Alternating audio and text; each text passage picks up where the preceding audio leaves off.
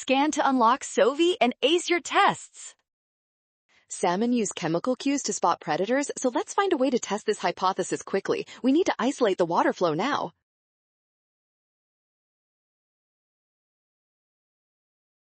To test if salmon detect predators through chemical signals, we must block the water flow while keeping the fish visible to each other. This isolates the specific sense we are testing.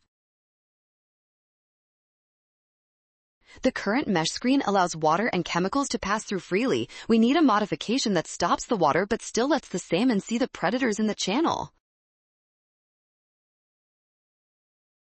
Replacing the mesh with a solid transparent barrier blocks chemical flow while allowing light. This makes option D the perfect choice for our experiment. Well done! Scan the code to learn with Sovi. Avoid the rush and watch signs. Trust the given data and check your steps.